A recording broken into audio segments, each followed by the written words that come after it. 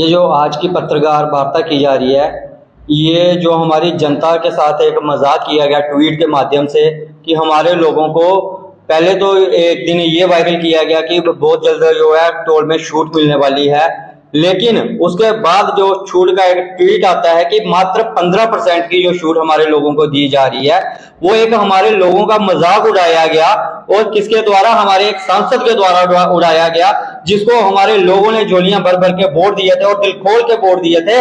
लेकिन जब उनका दिल खोलने की बारी आई तो इतना सा दिल खोल के एक 15% की छूट हमारे लोगों को दी गई। उस बात को लेके ये जो आज की प्रेस कॉन्फ्रेंस है वो हम कांग्रेस पार्टी की तरफ से कर रहे हैं। और मैं ये कहना चाहता हूं कि कुछ स्थानीय नेता जो हैं वो अभी भी किसी भ्रम में जी रहे हैं और ये कह रहे हैं कि जो हमारे मंत्री जी का या हमारे सांसद जी का जो पुतला जलाया जा रहा है या जो हमारी हीरानगर की ब्लॉक कांग्रेस कमेटी ने वहां पे मिसिंग के पोस्टर लगाए थे वो गलत थे। मैं उनको कहना चाहता हूं, एक बार आप अपनी आंखों से ये चश्मा उतार के देखिए कि हमने जनता की आवाज को उठाने का प्रयास किया था कि वहां की जनता जो है वो त्रस्त है। हम लोगों ने वहां पे ग्राउंड में जाके देखा कि किस प्रकार जब है वो जनता को वो पुल क्रॉस करना पड़ता है, एक किनारे से वो अपना सामान दूसरे किनारे पे फेंकते हैं और एक हाथ से वो अपनी वो हमारी माताएं अपने कपड़े थोड़े से नीचे से ऊपर करके और वो अपना सामान पता नहीं किस प्रकार वो है पार करते हैं। और हमारे जो स्टूडेंट है, छोटे छोटे बच्चे जो गाड़ियों में स्कूल से आते हैं और वापिस जाते हैं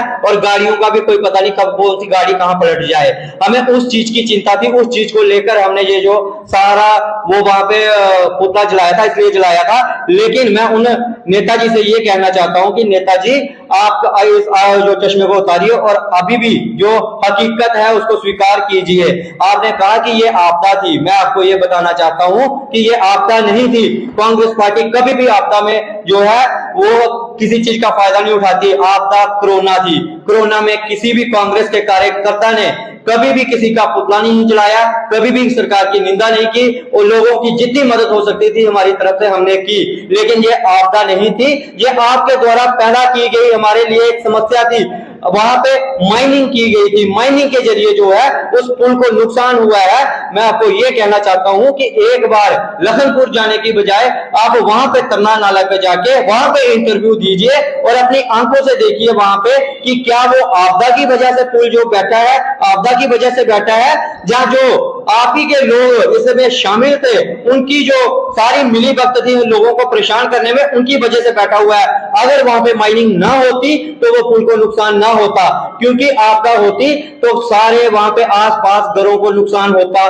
कोई और किसी की न्यूज नहीं आएगी किसी के घर को नुकसान हुआ या किसी के कच्चे मकान को भी नुकसान नहीं हुआ जिस दिन वो बारिश हुई। लेकिन इस पुल को नुकसान पहुंचा, उसका कारण आपदा नहीं थी, उसका कारण जो था वो ये कारण था कि वहां पे दड़लने से माइनिंग हुई थी और हमारे लोगों ने निरंतर उस माइनिंग के खिलाफ आवाज भी उठाई। मैं उन साथी लोगों को ये समर्थन करना चाहता हूं कि उन लोगों ने जो आवाज बुलंद की हम उनका स्वागत करते हैं। लेकिन ये डीएमओ साहब और ये सारे मिले हुए लोग जहां इनको कांग्रेस की निंदा ना करके उन माइनिंग वालों की निंदा करनी चाहिए थी, लेकिन ये ऐसा एक बंधे हुए हैं अपने पता नहीं किस मोह में बंधे हुए हैं कि इनको कांग्रेस की निंदा करनी है, इनको नेहरू जी की निंदा करनी है, इनको इंदिरा जी की निंदा करनी है, इनको राहुल गांधी जी की निंदा करनी है, लेकिन वहां पे जो माइनिंग माफिया बैठे हुए हैं उनकी निंदा नहीं करनी है। वहां पे डीएमओ साहब ने कार्रवाई नहीं की, उसकी निंदा नहीं करनी है। नेशनल हाईवे अथॉरिटी वहां पे जाके अभी तक वहां पे कोई संज्ञान नहीं ले रही, वहां पे पुल का काम नहीं शुरू किया जा रहा, उसकी निंदा नहीं करनी।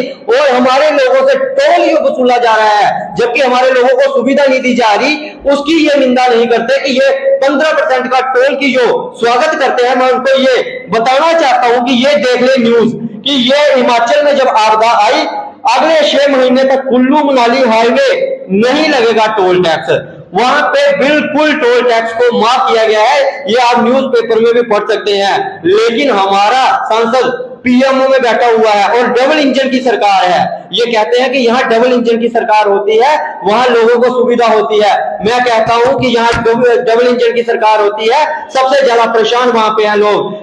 ये जो इनका डबल इंजन है ये अलग अलग दिशा में चल रहा है। जो यहाँ के हमारे सांसद है ये कहीं और दिशा में चल रही है। इस समय बयानबाजी कर रहे हैं, वाहवाही लूट रहे हैं, तो 15 रुपए की इस समय प्रशंसा कर रहे हैं। क्या देखते हैं कि क्या उनका 1 रुपए में 1 किलोमीटर गाड़ी चलती है तो 15 किलोमीटर का कैसे उसको वाहवाही लूट रहे हैं वो लोग। मैं यही कह रहा हूं कि ये जो वाहवाही लूटने का काम चल रहा है ये एक जिस प्रकार पता नहीं कोई मुंह में फंसे हुए हैं, जहां इन लोगों ने कोई बेनिफिट्स लेने होंगे इनसे, तभी ये वाहवाही की जा रही है।